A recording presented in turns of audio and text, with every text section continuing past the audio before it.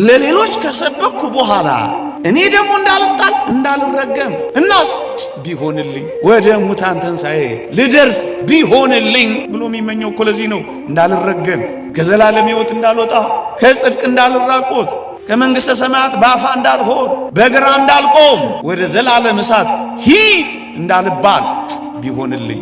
ቆማ ግን ትቆረጣለህ። ምን ካላል? በቸርነቱ ጸንተህ ካልተገኘ፣ በእምነትህ ጸንተህ ካልተገኘ፣ በምግባርህ ጸንተህ ካልተገኘ፣ በተጋድሎ ጸንተህ ካልተገኘ፣ የሁል ጊዜ ሰው ካልሆንክ፣ ወረተኛ ካልሆንክ፣ ሞቅ ሲልና ሲቀዘቅዝ ሌላ ካልሆንክ፣ ቀን ሲለዋወጥ ካልተቀያየርክ፣ በቸርነቱ ግን ጸንተህ ብትኖር የእግዚአብሔር ቸርነት ባንተ ላይ ነው። ለዚህ ነው ማንም የማይበቃ መስሎ እንዳይታይ እንፍራ። ለዚህ ነው እኮ ምንፈራው። ለምን? የማንበቃ ሆነ እንዳንታይ፣ በእግዚአብሔር ፊት የሚታይ ምንም ነገር ሳይኖረን እንዳንቀር እንፍራ። እንበርታ።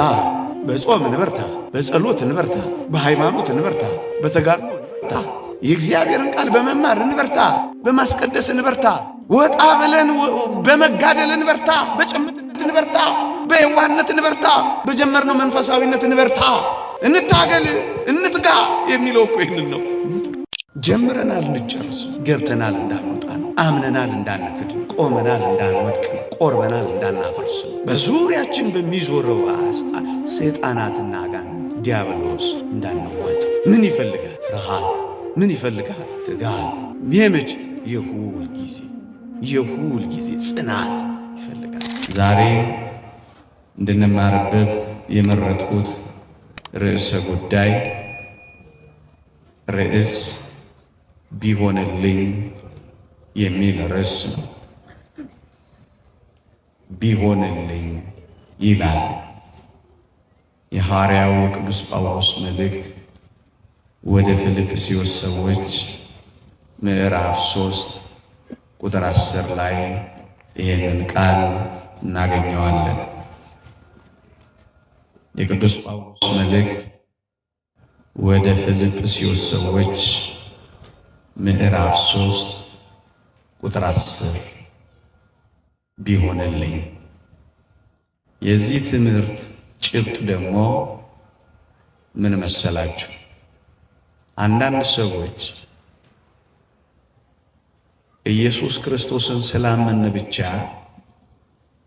መዳናችን የተረጋገጠ ነው፣ ልክ ባመንበት ቅጽበት የዘላለም ሕይወት ማግኘታችንን፣ መንግሥተ ሰማያት መግባታችንን፣ በኢየሱስ ክርስቶስ ቀኝ መቆማችንን፣ በአጠቃላይ መዳናችንን በማመናችን ብቻ እርግጠኞች ነን የሚል ሐሳብ አላቸው። ይህንን ትምህርት ነው በዚህ ክፍለ ትምህርት ከብዙ በጥቂቱ፣ ከረጅሙ ባጭሩ፣ ከሰፊው በጠባቡ በእግዚአብሔር ቃል የምንመዝነው። እውነት ዛሬ ያመነ የተጠመቀ ደግሞ የቆረበን ይብዛም ይነስ በጥቂቱ በቤተ ክርስቲያን የምንመላለስ እውነት መዳናችንን እርግጠኞች ሆነናል? ተረጋግጧል የመዳናችን ጉዳይ? እሱን ነው በጥቂቱ የምንፈትሸው። እግዚአብሔር ይርዳ። አሜን። እንዲህ ይላል። ለዚህ ሐሳብ መነሻ ያደረኩት የእግዚአብሔር ቃል እንዲህ ይላል። የፊልጵስዩስ መልእክት እንዳውቅ በመከራውም እንድካፈል ወደ ሙታንም ትንሣኤ ልደርስ ቢሆንልኝ በሞቱ እንድመስለው እመኛለሁ ይላል ቅዱስ ጳውሎስ።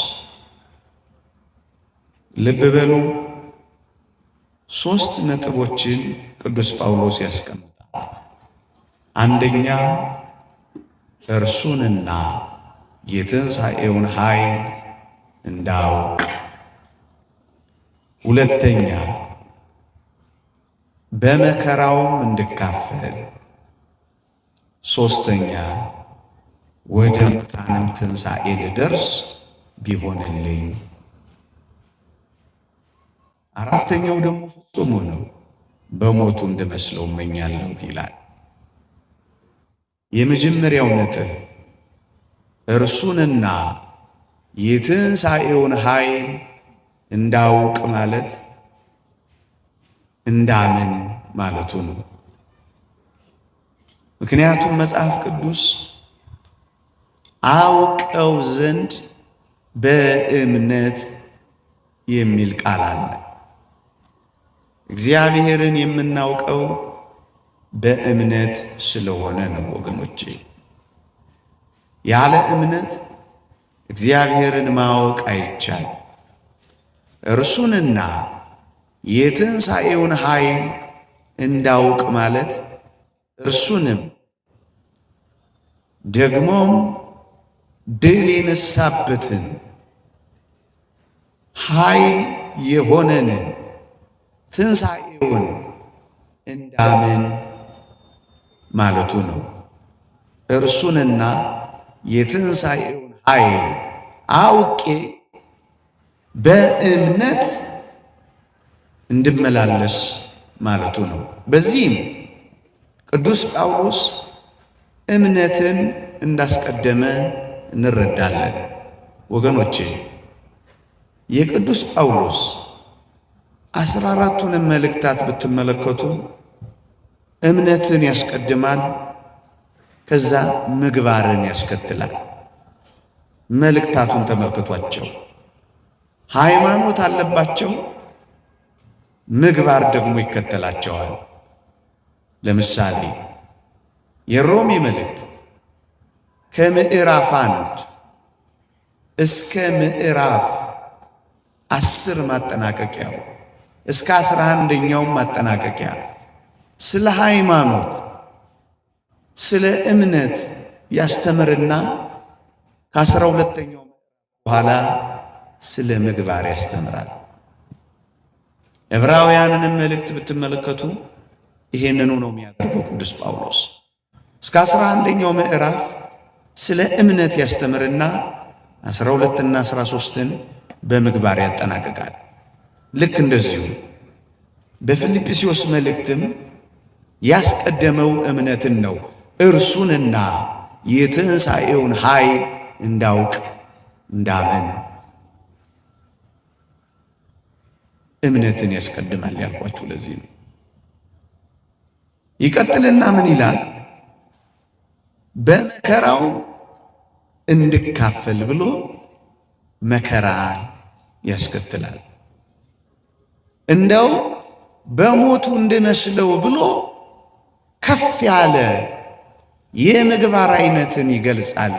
እሱም ክርስቶስን በሞት መምሰልን ያስከትላል። መከራ ምንድን ነው ክርስቲያኖች? ክርስቶስንስ በሞት ጭምር መምሰል ምንድን ነው ወገኖቼ ካላችሁኝ፣ በመከራው እንድካፈል ማለቱ ተጋድሎችና መልካም ሥራዎች መሆናቸውን አታውቁምን? አያችሁ፣ መጀመሪያ እምነትን አስቀደመ፣ እርሱንና የትንሣኤውን ኃይል እንዳውቅ አለ። ቀጠለና በመከራው እንድካፈል በሞቱም እንድመስለው አለ። ይህ ምንድን ነው? ተጋድሎችን አስከተለ። ተጋድሎች ደግሞ የመልካም ሥራዎች ከፍ ያሉ ደረጃዎች ናቸው። ሞትን መቀበል ተጋድሎ ከፍቅር የሚመነጭ ሰማዕትነት ነው። ይህ ደግሞ የመልካም ሥራዎች ሁሉ ቁንጮ ነው። ለዚህ ነው ሃይማኖትን አስቀድሞ መከራ መቀበልን ተጋድሎን አስከትሎ ቅዱስ ጳውሎስ ስለ እውነተኛ ትምህርት የሚገልጽልን ሊቁ ቅዱስ ዮሐንስ አፈወርቅ ምን ይላል መሰላችሁ? ይህንን ክፍል ሲተረጎም በረከቱ ይደርብንና ምን ይላል?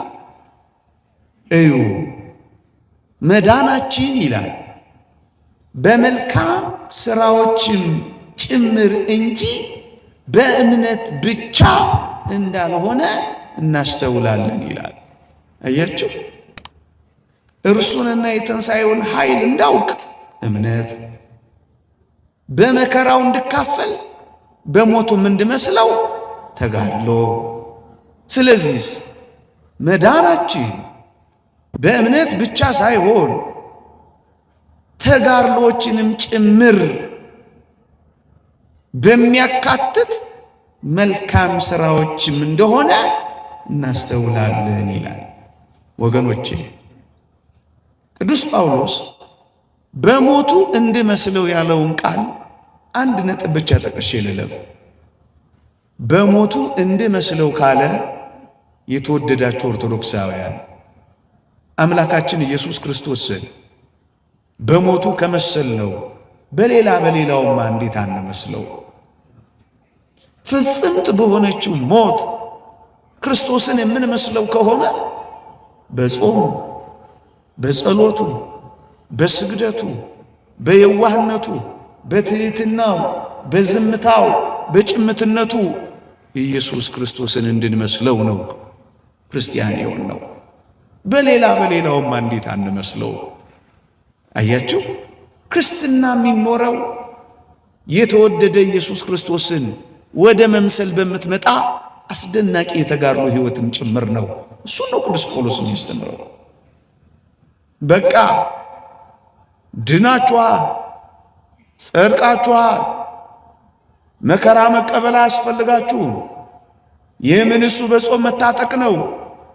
የምን እሱ መራብ ነው? የምን እሱ መንከራተት ነው አላለም። ጽኑ በሆነ ጾም ታጥቆ ኖሯል ቅዱስ ጳውሎስ። በመራብ ነው የኖረው ቅዱስ ጳውሎስ። እንቅልፍ በማጣት በትጋሃ ሌሊት ነው የኖረው ቅዱስ ጳውሎስ። ከማንም ምንም ሳይቀበል በመንኖ ጥሪት ይህን ዓለም በመተው ነው የኖረው ቅዱስ ጳውሎስ። ከውጭ ከውስጥ ፈተናዎችን በመቀበል እንደ ጥራጊ ጉድፍ በመጣል እንዳበደ ውሻ በመወገር በኤፌሶን ከአውሬ ጋር በመታገል ነው የኖረው። ክርስትና እንደዚህ እኮ ነው ወገኖች። አበባው ሳይሆን እሾኩ የሚበዛበት፣ ሜዳው ሳይሆን ደረቱን የተገለበጠ ዳገት ያለበት፣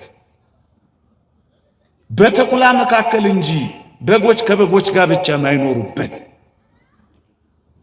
ጠላት ዲያብሎስ ዙሪያውን ሊውጥ የሚያገሳበት ሕይወት ስለሆነ እኮ ነው ተጋድሎ ጭምር እንጂ በእምነት ብቻ እንዳልሆነ እናስተውላለን ያለው ቅዱስ ዮሐንስ አፈወርቅ። እኔ ወደምፈልገው ነጥብ ልመለስ። ሦስቱን ገልጬላችኋለሁ። ርዕሰ ጉዳይ የሚያጠነጥነው አንድ አስደናቂ ቃል ላይ ነው። ምን የሚል እዩ?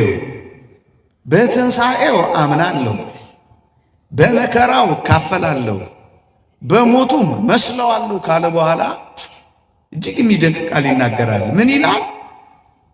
ወደ ሙታን ትንሣኤም ልደርስ ቢሆንልኝ ብሎ ይመኛል። ይህንን ሁሉ ካደረገ በኋላ በጣም እርግጠኛ ነኝ በኢየሱስ አጠገብ እቆማለሁኝ፣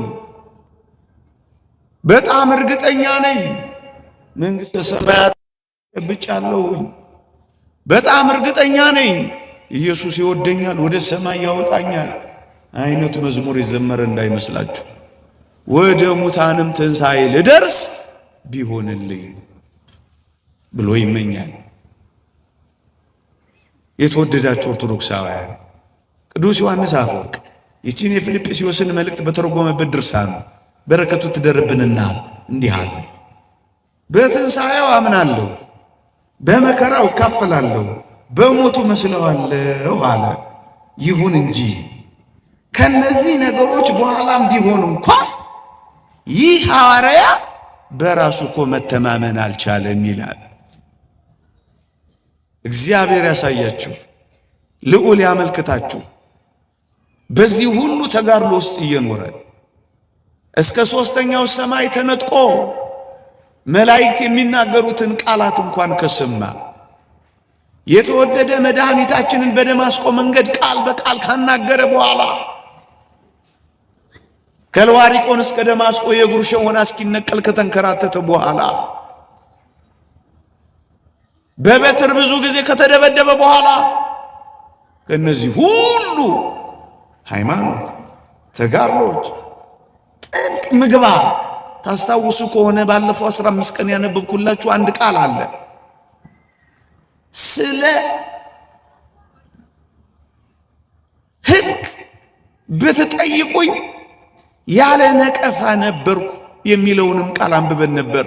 በኦሪት ስለሚገኝ ጽድቅ፣ በሕግ ስለሚገኝ ጽድቅ ብትጠይቁኝ ያለ ነቀፋ ነበርኩ አለ። ነቀፋ እንኳን የሌለበት ሕይወት እየኖረ ምን ይላል? ቢሆንልኝ ይላል። ባደረሰኝማ ይላል። በቀኙ በቆምኩማ ብሎ ይመኛላ። እንዴ የተወደዳችሁ ኦርቶዶክሳውያን፣ እንዲህ ያለው ሐዋርያ በፍጹም መተማመን ካልቻለና ቢሆንልኝ እያለ ወደ አስደናቂ መመኘት ከደረሰ ምንም ምግባር ያልሰራል፣ እንቅልፋችንን እንኳን መተው ያልቻል፣ አሁን የምንበድል፣ ቆመን የምንወድቅ፣ ገብተን የምንወጣ፣ በእምነታችን ጎዶሎ ይሆን እንደኛ ያለው ደካማማ እንዴት ሆኖ ነው በእርግጠኝነት የዘላለም ሕይወት አገኛለሁ ብሎ ሊፎክር የሚችለው? የሚፎክር ቢሆን ኖሮ እንደ ጳውሎስ ያለ ፎካሪ ይኖር ነበረ። በትንሣኤው አምኗል፣ በተጋድሎች ጸንቷል፣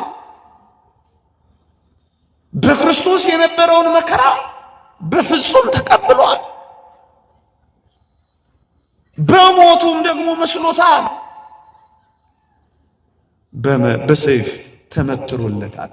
እንዲህ ያለው ሐዋርያ በራሱ በፍጹም መተማመን ካልቻለና ወደ ሙታንም ትንሣኤ ልደርስ ቢሆንልኝ ብሎ ከተመኘ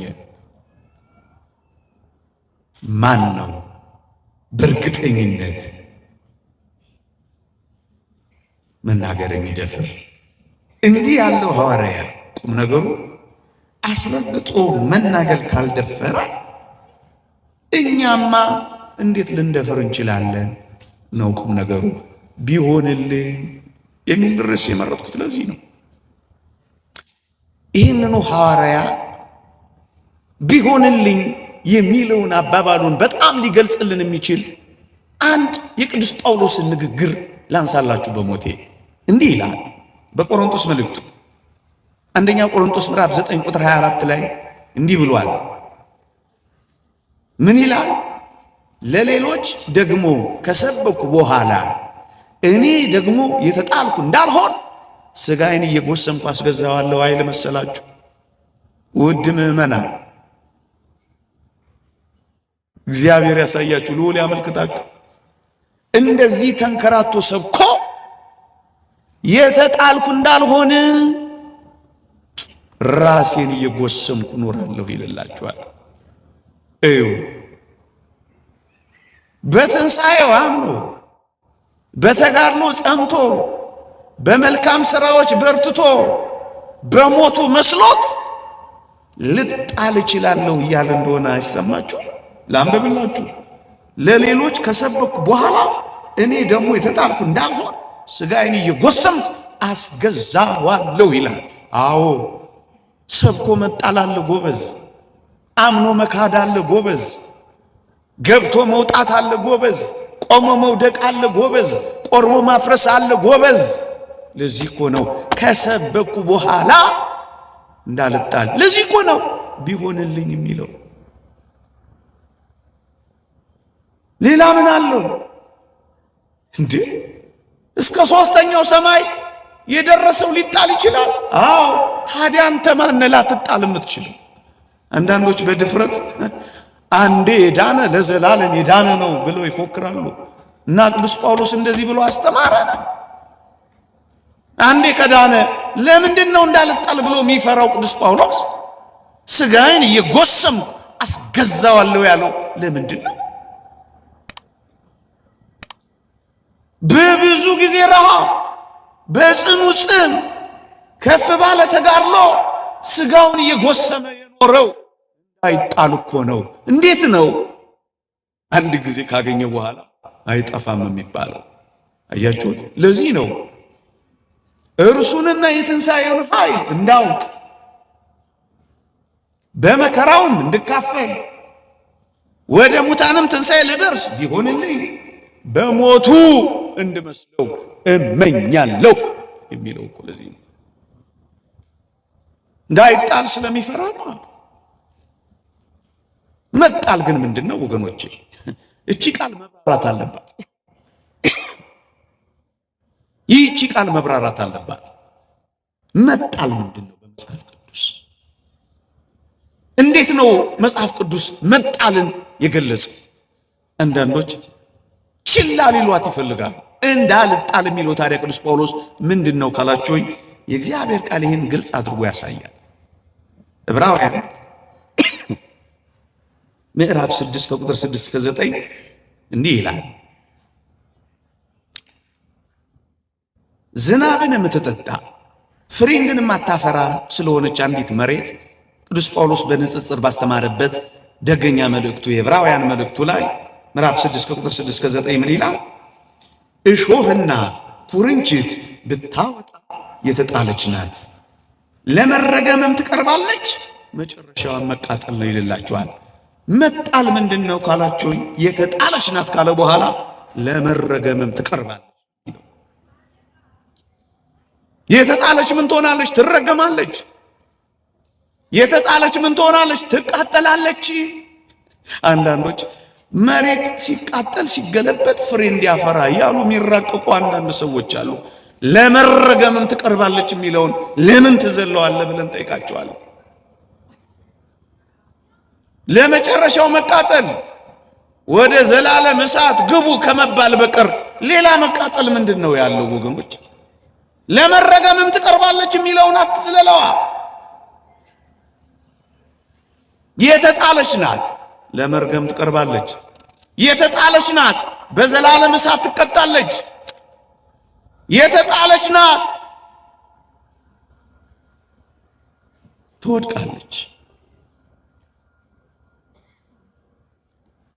ለሌሎች ከሰበኩ በኋላ እኔ ደግሞ እንዳልጣል እንዳልረገም እናስ ቢሆንልኝ ወደ ሙታን ትንሣኤ ልደርስ ቢሆንልኝ ብሎ የሚመኘው እኮ ለዚህ ነው። እንዳልረገም፣ ከዘላለም ሕይወት እንዳልወጣ፣ ከጽድቅ እንዳልራቆት፣ ከመንግሥተ ሰማያት በአፋ እንዳልሆን፣ በግራ እንዳልቆም፣ ወደ ዘላለም እሳት ሂድ እንዳልባል ቢሆንልኝ በትንሣኤ ዘጉባኤ በፊቱ ከብሬ ለመኖር ቢሆንልኝ ነው እኮ የሚለን ቅዱስ ጳውሎስ። እንደውም ሊቁ ቅዱስ ዮሐንስ አፈወርቅ ይህችን ክፍል ሲያብራራ አንድ መሐንዲስ ህንፃ ሲሰራ ምንም እንኳን ህንፃውን ግሩም አድርጎ ቢያንጸው እና የህንፃው ጫፍ ላይ ቆሞ ቢንጎራደድና ህንፃውን ቢያደንቅ ይላል እጅግ ከፍ ካለ ደረጃ ላይ ሆኖ እንኳን በጥንቃቄ ነው የሚቆመው፣ ምክንያቱም እንዳይወድቅ ይላል። አዎ ሃይማኖትህንም ምግባርህንም ትሩፋትህንም ከፍ አድርገህ ብታንጸው እንኳን ምናልባት እንዳትወድቅ በጥንቃቄ ነው እንጂ የምትኖረው ዝም ብለህ አይደለም በህንፃው ላይ የምትንጎራደደው፣ እንዳትወድቅ ነው። ለዚህ ነው የእግዚአብሔር ቃል የቆመ የሚመስለው ማንም ቢኖር እርሱ እንዳይወድቅ ይጠንቀቅ የሚለው። ታዲያ ሌላ ምንድን ነው? መውደቅ ምንድን ነው? መሰናከል አይደለምን? ከጽድቅ መንገድ መውጣት አይደለምን? ልጅነትን ጭምር ማጣት አይደለምን? ከመንግሥተ ሰማያት ሂድ ተብሎ መባረር አይደለምን? የቆመ የሚመስለው ማንም እንዳይወድቅ ይጠንቀቅ። ለምን ነው የሚጠነቀቀው እንዴ? አንድ ነገር እኮ ጥንቃቄ የሚያስፈልገው ባለመጠንቀቅ የሚመጣ ሌላ ጦስ እኮ ስላለ ነው። ጦሱ ምንድነው? መረገም፣ መውደቅ፣ መጣል፣ ለእሳትና ለመቃጠል መብቃት። እሱን እኮ ነው የሚለው። የቆመ የሚመስለው ማንም ቢኖር እንዳይወድቅ ይጠንቀቅ። ለዚህ እኮ ነው እኛ ኦርቶዶክሳውያን በፍርሃት የምንኖረው። በኋላ እመጣላችኋለሁ። ይህን ሐሳብ ይዞ ነው ቅዱስ ጳውሎስ የቆመ መውደቁ አንድ ቀን ቢሆንልኝ ብሎ የሚመኘው። ዛሬ ቆም ያለው እንዳልወድቅ፣ ገብቻለሁ እንዳልወጣ፣ አምኛለሁ እንዳልክድ፣ ጀምሬያለሁ ሳልጨርስ እንዳልቀር፣ እንዳላቋርጥ እንደ ዴማስ ይህን ዓለም ወዶ ትቶኛል እንዳለው። ዴማስስ አምኖ አልነበር እንዴ? ተታለለ። መታለል እንዳይኖር፣ በሴጣን ተፈትኖ መውደቅ እንዳይኖር፣ ከብዙ ጸጋዎች ጋር ከደረሱ በኋላ እነዚህን ጸጋዎች እንዳያጣ ዴማስ ይህንን ዓለም ወዶ ትቶኛልና ብሎ አዝኖ እንደተናገረው ቅዱስ ጳውሎስ ረዱ ደቀ መዝሙሩ አገልጋይ ሆኖ እኮ ትቶት ሄዷል። ትተህ ልትሄድ ብትችል፣ ስለዚህ እኮ ነው ቢሆንልኝ የሚለው ወገኔ። ብዙ ጸጋዎችን ከተቀበሉ በኋላ እንኳን ሊወድቁ እንደሚችሉ አታውቁምን? የተወደዳችሁ ኦርቶዶክሳውያን፣ ከነዚህ ጸጋዎች አንዱን እንኳን የማናሟላ እንደምን እርግጠኞች መሆን እንችላለን ወገኖቼ? በጣም በብዙ ጸጋዎች ውስጥ ያሉ እኮ ወድቀዋል። እንደ ዴማስ ያሉት ወድቀዋል እኮ። በርካቶች ጀምረው አቋርጠዋል፣ አምነው ክደዋል፣ ገብተው ወጥተዋል። ለዚህ እኮ ነው አሁን የሚሰበከው። አንዴ ያመነ ለዘላለም የዳነ ከሆነ ለምን ይሰበካል ታዲያ? ለምን ስለ ንስሐ ይወራል ታዲያ? ለምን ወንጌል ይሰበካል ታዲያ? ለምን ቸርች ይሰበሰባል ታዲያ? በቃ ድኗላ። ለምንስ አጋንንት ዙሪያውን ይዞሩታል? በቃ ድኗል። አጋንንት ምን ያደክማቸዋል? አያችሁ፣ ዙሪያውን የሚዞሩት እድል ካላቸው ለመዋጥ በዚህም በዚያም እየፈተኑ እያጨናነቁ ከመስመር እያስወጡ ወጥ እያደረጉ ለመኖር ዙሪያ ይዞራሉ። አንዴ የዳነ ለዘላለም የዳነ ከሆነ ያመነ በመዳኑ እርግጠኛ ከሆነ ለምን ይዞሩታል? ለምን ጊዜ ያደክማሉ? አያችሁ፣ ብዙ ጸጋዎችን እንኳን ከተቀበሉ በኋላ መውደቅ ካለ እስከ ሶስተኛው ሰማይ ተነጥቆ እንዳይጣል ከፈራ ምንም እንኳን ሶስተኛው ሰማይ ሶስተኛ ፖሊስ ጣቢያ እንኳን ማለፍ ማንችል አንዳንዶቻችን ይቅርታ አድርጉልኝ እንጂ ለሐሳቡ እንዴት አድርገን ነው እርግጠኛ መሆን የምንችለው ወገኖች? የእግዚአብሔር ቃል እንዲህ ይላል፣ በሞቴ እቺን የእግዚአብሔርን ቃል ስሟት። ይሰማችኋል? ብቻዬን ነኝ አላችሁ እንጂ እንግዲህ እንዲህ ይላል ዕብራውያን ምዕራፍ 6 አንድ ጊዜ ብርሃን የበራላቸው ሰማያዊ ስጦታ የቀመሱትን የመንፈስ ቅዱስ ተካፋይ የሆኑትን መልካሙን የእግዚአብሔርን ቃል ሊመጣ ያለውንም የዓለም ኃይል የቀመሱትን ኋላም የካዱትን እነሱን ለንስሐ ማብቃት የማይቻለው ይላል። ልድገመው። አንድ ጊዜ ብርሃን የበራላቸው ሰማያዊ ስጦታ የቀመሱትን የመንፈስ ቅዱስ ተካፋዮች የሆኑትን መልካሙን የእግዚአብሔርን ቃል ሊመጣ ያለውን የዓለም ኃይል የቀመሱትን ኋላም ግን የካዱትን እነሱን ለንስሐ ማደስ የማይቻለው ይላል። በሞቴ ብርሃን በርቶላቸው ጨለማ ሊሆንባቸው እንደሚችል አያችሁ። አምነው እንደሚክዱ አያችሁ።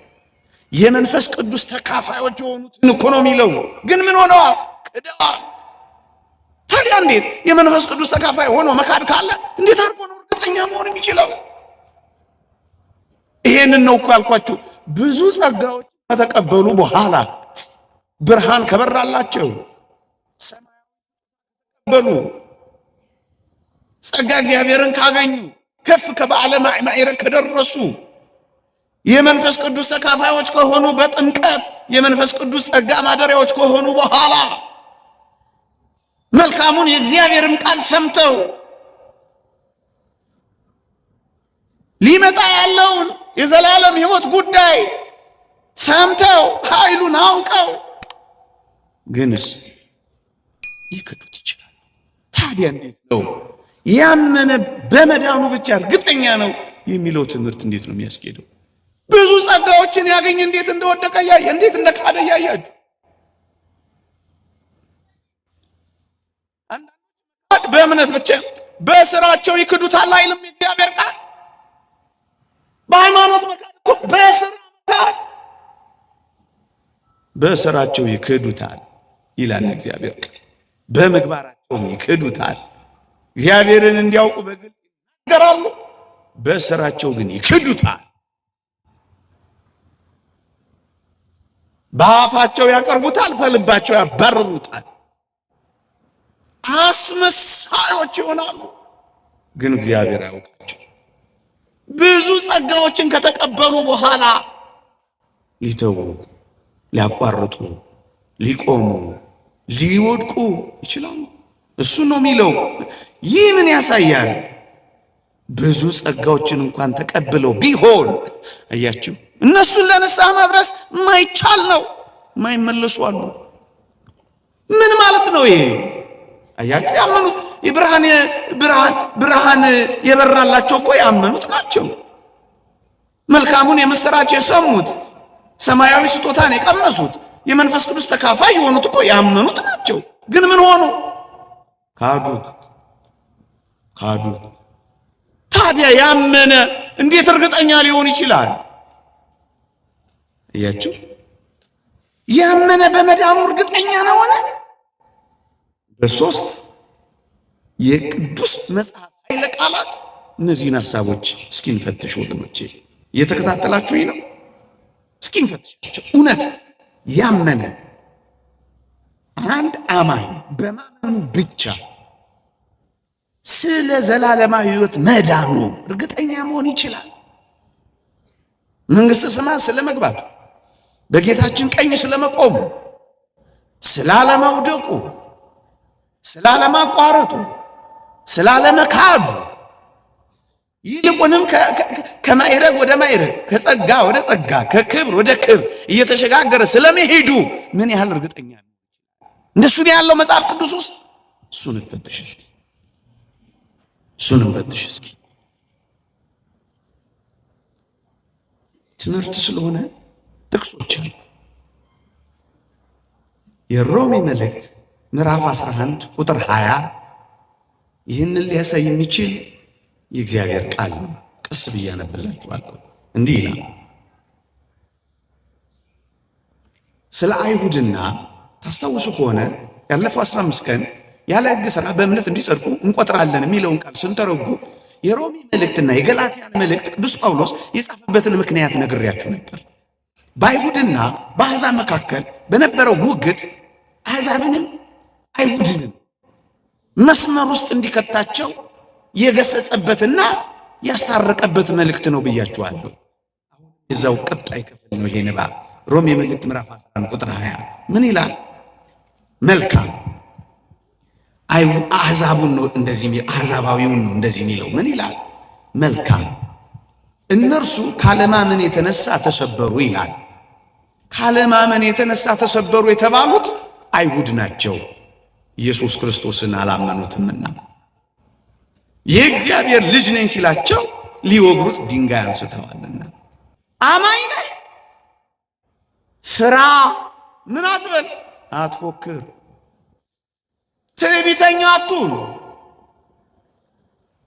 አንተን የሚፈርድ ጌታ ነውና ድኛለሁ፣ ጸድቄአለሁ፣ ጨርሻለሁ ብለህ ሳይሆን በፍርሃት ኑር። በሞቴ አንተ ከእምነት የተነሳ ቆመሃል ካለው በኋላ ፍራ እንጂ የትዕቢትን ነገር አታስብ ይላል። እኛ የምንፈራው ራሳችንን ስለማናምነው ነው ያልኳችሁ እኮ ለዚህ ነው። ትዕቢተኛ እኮ ማን ሆነው እኮ ለዚህ ነው። ቀና ቀና ማንለው እኮ ለዚህ ነው። ዝቅ ዝቅ ብለን እኮ የምንኖረው እኮ ለዚህ ነው። በፍርሃት የምንኖረው እኮ ለዚህ ነው። ታስታውሳላችሁ ባለፈው ያነበብኩላችሁ ጥቅስ በፍርሃትና በመንቀጥቀጥ የራሳችሁን መዳን ፈጽሙ የሚለውን ቃል አንስቼላችሁ ነበር። እርግጠኛ ከሆነ ለምን ይፈራል? በእርግጠኝነት ውስጥ እኮ ፍርሃት የለም። ለምን እንፈራለን? እርግጠኞች ከሆን በመዳናችን፣ በዘላለም ሕይወት ጉዳያችን፣ መንግሥተ ሰማያት መግባታችን እርግጠኛ ከሆን ምን ያስፈራናል? ፍራ ደጋግሞ ነው የሚለው። በኋላ እመጣላችኋለሁ። ፍራ እያለ ቅዱስ ጳውሎስ የሚያስቀምጠው ለምን ይመ ቢሆንልኝ እኮ ለማለት ነው። በፍርሃት እኮ ነው፣ በትዕቢት አይደለም። በምኞት እኮ ነው፣ በፍርሃት ቢሆንልኝ ወደ ሙታን ትንሣኤ ልደርስ መኛለሁ። ቢሆንልኝ ፍራ እንጂ የትዕቢትን ነገር አታስብ። ይሄ ብቻ ይደንቃችኋል።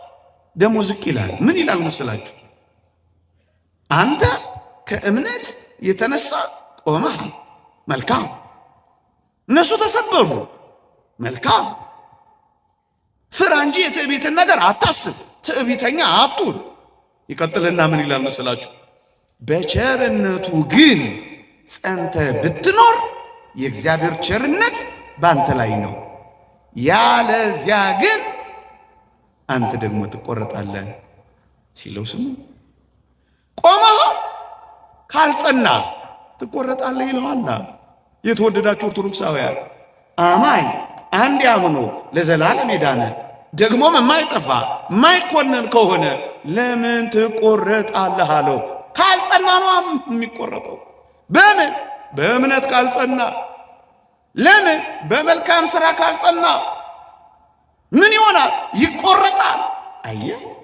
ስለዚህ እንዳይቆረጥ የሚያደርገው የተወደዳችሁ ምእመናን አለመጽናቱ መሆኑን ተመለከታችሁ። ቆመህ ግን ትቆረጣለህ። ምን ካላል? በቸርነቱ ጸንተህ ካልተገኘ፣ በእምነትህ ጸንተህ ካልተገኘ፣ በምግባርህ ጸንተህ ካልተገኘ፣ በተጋድሎ ጸንተህ ካልተገኘ፣ የሁል ጊዜ ሰው ካልሆንክ፣ ወረተኛ ካልሆንክ፣ ሞቅ ሲልና ሲቀዘቅዝ ሌላ ካልሆንክ፣ ቀን ሲለዋወጥ ካልተቀያየርክ፣ በቸርነቱ ግን ጸንተህ ብትኖር የእግዚአብሔር ቸርነት ባንተ ላይ ነው። ያለዚያ ግን አንተ ደግሞ ትቆረጣለህ። ማን ነው የሚቆረጠው? አማኙን እኮ ነው የሚለው። አምነህ ግን ትቆረጣለህ። አያችሁ፣ አምኖ መቆረጣለህ። ምን ካላረገ? ካልጸና። ለምንድን ነው የሚፈራው? ይጽና አይጽና፣ እንደ ቆመ ይቀጥል ይውደቅ፣ በምን ያውቃል? እርግጠኛ አይደለማ። እርግጠኝነት ካለ ለምን ይፈራል? የዚህ ሐሳብ ጭብጥ ነው። ፍርሃት እንጂ ፉከራ የለም። የመጽሐፍ ቅዱስ ሐሳብ ነው። ይህ ምን እሱ ሲፎክሩ መኖር መጽሐፍ ቅዱሳዊ አይደለም። መንፈስ ቅዱስም እንዲህ አይነት ትምህርት አላስተማረን። ኦርቶዶክሳዊት ቤተ ክርስቲያንን ይዋት በፍርሃት ነው የምትኖረው፣ በመንቀጥቀጥ ነው የምትኖረው። ቢሆንልኝ ያለ ቅዱስ ጳውሎስ እንደ ጮኸው የተመኘች ነው የምትኖረው። በመልካም ሥራም ካልጸና ይቆረጣል። በማመን ብቻ አይደለም። አንዳንዶች በእምነት ብቻ አይደለም፣ በመልካም ሥራ በተጋድሎም ጭምር እንጂ በእምነት ብቻ አይደለም። ይህን የሚያመለክት የእግዚአብሔር ቃል አለ። አዎ አንብቤላችሁ ነበር ባለፈው ክፍለ ትምህርት አስታውሱት ከሆነ ምን የሚል ከወገናችንም ያሉት ደግሞ ፍሬ ቢሶች ሆነው እንዳይቀሩ የግድ ስለሚያስፈልገው ነገር በመልካም ሥራ እንዲጸኑ ይማሩ የሚል አንብቤላችሁ ነበር። ከወገናችንም ያሉት ደግሞ ማለት አማኞች እኮ ነው። ቅዱስ ጳውሎስ ነው የሚናገረው ይሄን። አማኞች ሆኑ ከወገናችንም ያሉት ደግሞ ፍሬ ቢሶች ሆነው እንዳይቀሩ፣ ተተክለው ፍሬ ሳያፈሩ፣ አምነው ለጽድቅ ሥራ ሳይበቁ እንዳይቀሩ፣ ፍሬ ቢሶች ሆነው እንዳይቀሩ የግድ ስለሚያስፈልገው ነገር በመልካም ሥራ እንዲጸኑ የግድ። አንዳንዶች እንደው ምንም የማያስፈልጋል የግድ የእግዚአብሔር ቃል እኮ ነው የሚለው በመልካም ሥራ መጽናት እንዳንቆረጥና ፍሬ ቢሶች ሆነን ወደ እሳት እንዳንጣል የግድ ስለሚያስፈልገው ነገር በመልካም ሥራ እንዲጸኑ ይማሩ ይላል። እነማ? አማኞች። በመልካም ሥራ ካልጸኑስ ከላይ እንዳነበብኩላችሁ ይቆረጣሉ። ከዛስ ገለባ ናቸው፣ ፍሬ የለባቸውም። ከዛስ ወደ እሳት ይጣላሉ።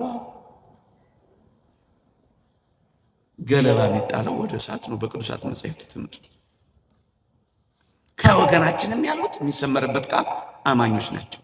ፍሬ ቢስ እንዳይሆኑ መልካም ስራ ስለሚያስፈልግ እሱ የምንድን ነው? የግድ ስለሚያስፈልገው ለምናችን ለዘላለም ሕይወት ጉዳያችን እንዳንረገም ወደ እሳት እንዳንጣል እንዳንቆረጥ የግድ ስለሚያስፈልግ ይሄ እንዴት ነው? እንዲጸኑ ምንድን ነው? የሁል ጊዜ ኑሮ ነው። የሁል ጊዜ የወረት ሳይሆን የሁል ጊዜ ነው። የወጣ ገባ ሳይሆን የዘላለም ነው። እንዲጸኑ ጽናቱ በምንድን ነው? በሂደት ነው። ፕሮሰስድ ነው የሚሆነው። አንደኛ በጣም ግልጽ ነው ወገኖች፣ ቁም ነገር ብቻ መከታተል ነው። ይሄ ዲኮሬሽኑንና ዝላዩ ይሄ አስመሳይ በተአምራት በምንትስ ተከበብን ባዮች እሱን ትተው የቅዱሳት መጻሕፍት ኃይለ ቃላት በቅጥነተ ሕሊና ከልብ ሰብስበው እንዲያነቡ እንመኛለን፣ እንመክራለን። ከዝላይ ወጥተው ቁጭ ብለው እስኪ ያስቡ።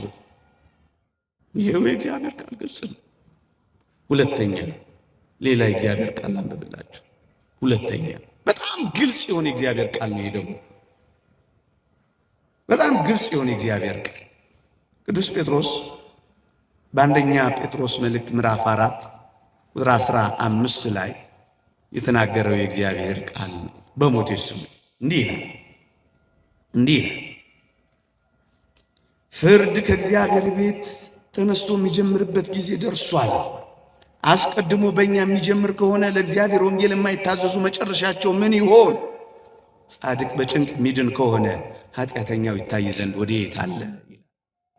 ደግሞ አለው ፍርድ ከእግዚአብሔር ቤት ተነስቶ የሚጀምርበት ጊዜ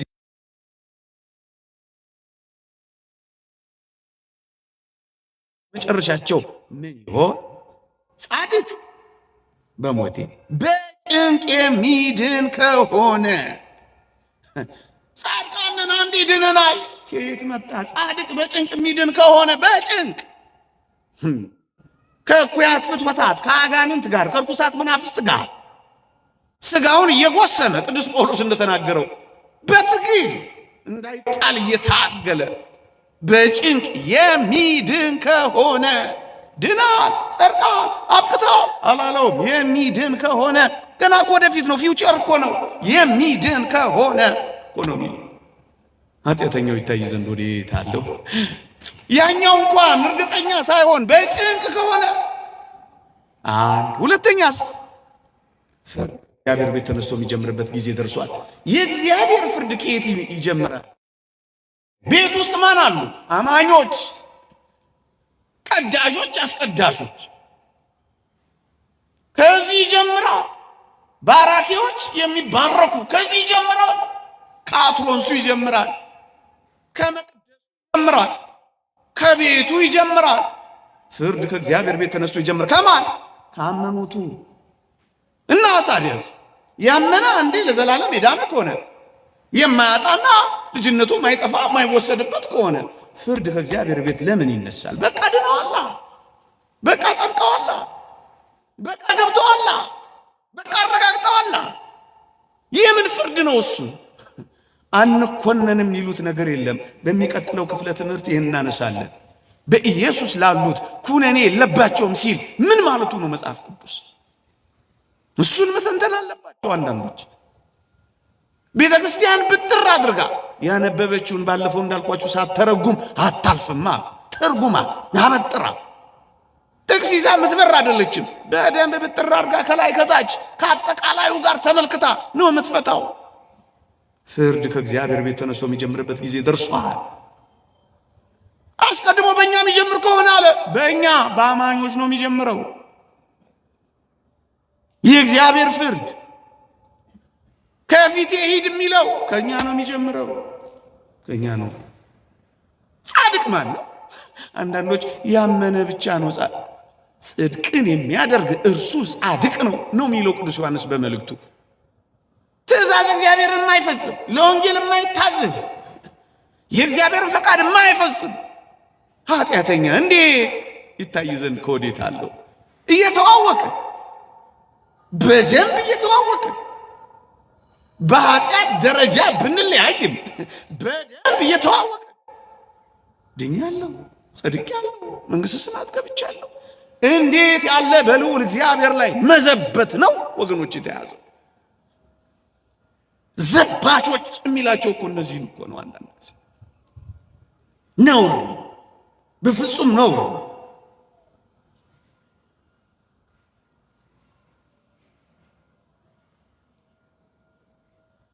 ፍርድ ካለበት እንዴት እርግጠኛ መሆን? ለዚህ እኮ ነው በመከራው እካፈላለሁ፣ እርሱንና የትንሣኤውን ኃይል አውቃለሁ፣ በሞቱም ልመስለው እመኛለሁ፣ ወደ ሙታንም ትንሣኤ ልደርስ ቢሆንልኝ ብሎ የሚመኘው ቆሟል እንዳይወድቅ፣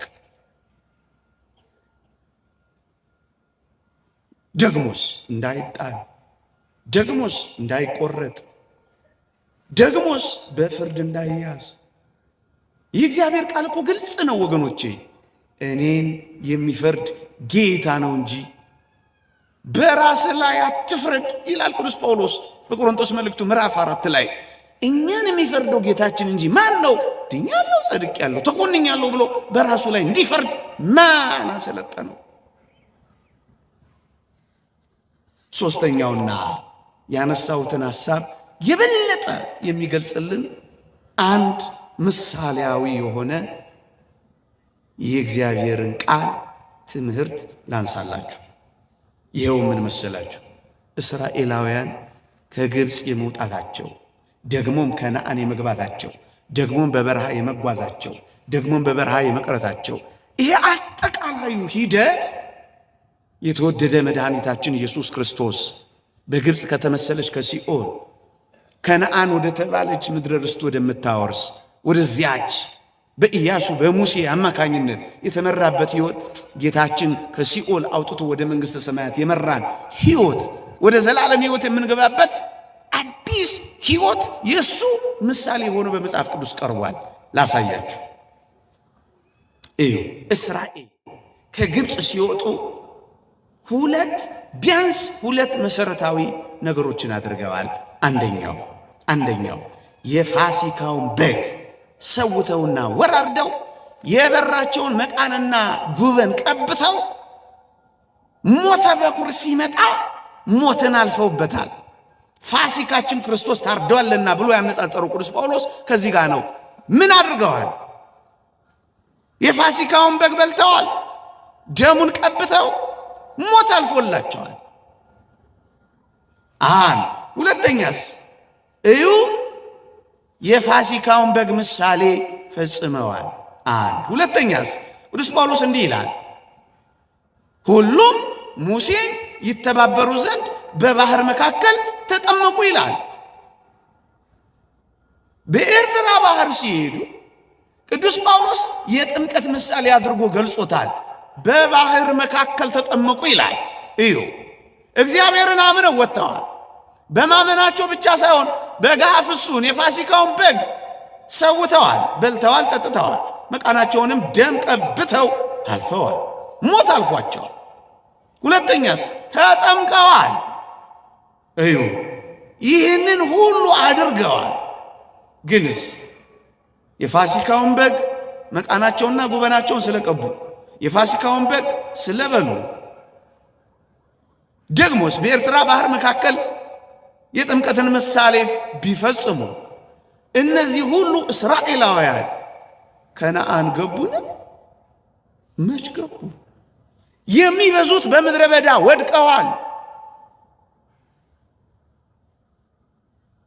እንዲህ ይላል።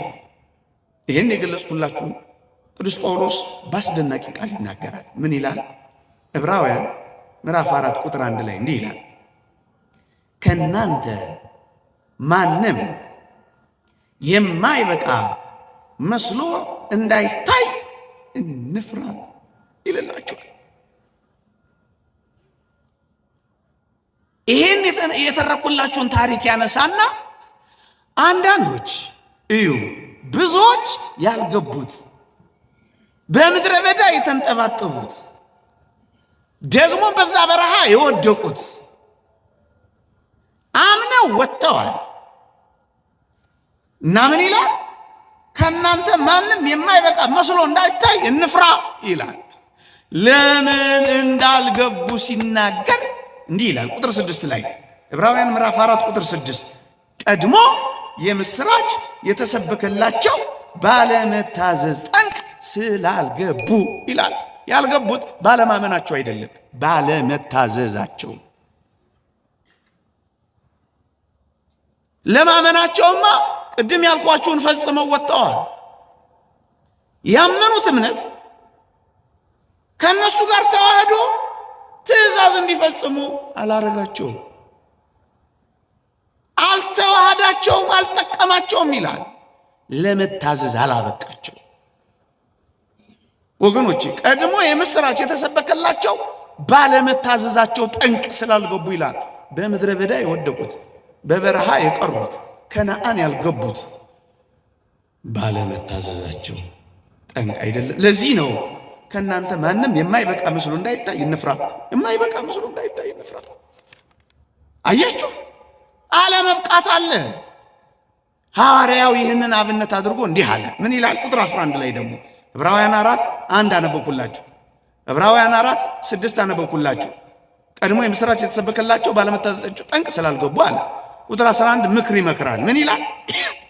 እንግዲህ እንደዚያ እንዳለመታዘዝ ምሳሌ ማንም እንዳይወድቅ ወደዛ ዕረፍት ለመግባት እንትጋ ይልላችኋል። እንደዚያ እንዳለመታዘዝ ማንም እንዳይወድቅ ወድቀው ቀርተዋል። አምነናል፣ ቆርበናል፣ ተጠምቀናል፣ ቤተ ክርስቲያን እንመጣለን፣ ግን እንዳንወድቅ እንትጋ። አያችሁ፣ ልንወድቅ እንችላለን። በዚህ ዓለም በረሃ አጋንንት ሊያጠቁን ይችላሉ። ሰይጣናት ሊተናኮሱን ይችላሉ። በርትተን ልንደክም እንችላለን። ለዚህ ነው ማንም የማይበቃ መስሎ እንዳይታይ እንፍራ። ለዚህ ነው እኮ የምንፈራው። ለምን? የማንበቃ ሆነ እንዳንታይ፣ በእግዚአብሔር ፊት የሚታይ ምንም ነገር ሳይኖረን እንዳንቀር እንፍራ። ፍራ እንጂ የትዕቢትን ነገር አታስብ። በመፍራትና በመንቀጥቀጥ የራሳችሁን መዳን ፈጽሙ። እነዚህ ሁሉ ነገሮች እርግጠኛነትን ነው የሚያሳዩት። እንትጋ፣ እንበርታ፣ በጾም እንበርታ፣ በጸሎት እንበርታ፣ በሃይማኖት እንበርታ፣ በተጋድሎ እንበርታ፣ የእግዚአብሔርን ቃል በመማር እንበርታ፣ በማስቀደስ እንበርታ፣ ወጣ ብለን በመጋደል እንበርታ፣ በጭምትነት እንበርታ፣ በየዋህነት እንበርታ፣ በጀመርነው መንፈሳዊነት እንበርታ፣ እንታገል፣ እንትጋ የሚለው እኮ ይህንን ነው። እንዴ አንድ እርግጠኛ ከሆንኩ ለምን እተጋለሁ? ለምን እንቅልፍ አጣለሁ? ለምን አፌ እኮ ችላ እስኪመስል እጾማለሁ? ለምን ስለ ንስሐ ይሰበክልኛል? በቃ ድኛለሁ። አያችሁ፣ የማንበቃ መስለን እንዳንታይ ፈርተን እንደዚያ እንዳለመታዘዝ ወድቀን እንዳንቀር ትጋት። ለምን? እርግጠኞች ቢሆንልኝ እንደዚህም ሁሉ ሆኖ ቢሆንልኝ ነው የሚለው ሊቁ ቅዱስ ዮሐንስ አፈወርቅ በተናገራት ቃል ላጠናቅ። የተወደዳችሁ ኦርቶዶክሳውያን፣ እነዚህ ሊቃውንት የምንጠቅሰው ለምን ይመስላችኋል? ለጉዳዩ፣ ለዘመኑ፣ ለጌታችን ትምህርት በጣም የቅርብ ምስክሮች ማምጣት እውነተኛነቱን ማረጋገጥ ስለሆነ ነው። ከሩቅ ምስክር ይልቅ የቅርብ ምስክር ለነገሩ እርግጠኛነት ማረጋገጫ ስለሆነ ነው። እኒህን አባቶች ምናመጣው ምን ይላል ቅዱስ ዮሐንስ አፈወርቅ? እግዚአብሔር በጀርባችን እንድንተኛና መንግስቱን ዝም ብሎ የሚሰጠን አይደለም። ጸጋ ብቻውን ሁሉንም ሊያደርግ አይችልም። አመንክ በጀርባህ እንድትተኛ አይደለም። ምክንያቱም ጸጋ አንተን ተክቶ ሁሉንም ነገር እንዲያደርግ አይደለም። ይልቁንም ከእግዚአብሔር ጋር አብረን እንድትሰራ ነው። የእግዚአብሔርን ጸጋ በከንቱ እንዳትቀበሉ እንለምናለን እንዳለ ከጸጋው ጋር አብረን እንድንተጋ ነው። ጀምረናል፣ እንጨርስ። ገብተናል እንዳንወጣ ነው። አምነናል እንዳንክድ ነው። ቆመናል እንዳንወድቅ ነው። ቆርበናል እንዳናፈርስ ነው። በዙሪያችን በሚዞረው ሰይጣናትና አጋንንት ዲያብሎስ እንዳንዋጥ። ምን ይፈልጋል? ፍርሃት። ምን ይፈልጋል? ትጋት። የመች የሁል ጊዜ ጽናት ይፈልጋል። ደጋግመን እንዳላችሁ የሁል ጊዜ ወረት ሳይሆን ጽናት። ይሄ ምን ያመጣል? እዚያም ባለፈው አባ መቃርዮስ እንደነገርኳችሁ አጋንንት ዲያብሎስ ትጋቱን ብርታቱን እያየ አባ ሙሴ ጸድቀሃል፣ አባ ሙሴ ድነሃል፣ አባ ሙሴ እያለ ሲያደንቀው ገና ነኝ ይለው ነበረ። አባቶቻችን ሁሉ የኖሩት በዚህ ሕይወት ነው። ይልቁንም በደለኛና ኃጢአተኛ እንደሆኑ እያሰቡ እየፈሩ እየተንቀጠቀጡ ነው ሰይጣንን ያሸነፉት። ወገኖች ፍራ እንጂ የትዕቢትን ነገር አታስብ የሚለው ይሄንን ነው። ቢሆንልኝ ይቆየን። የእግዚአብሔር ቸርነት፣ የእመቤታችን አማላጅነት፣ የቅዱሳን በረከተ ረድኤት ከሁላችንም ጋር ይሁንልን። ሰምተን ለመጠቀም እግዚአብሔር ያብቃል። አንዳንዶችን ወደ ሕይወት እንዲመልስልን በጸሎታችንም ልናስባቸው ይገባል።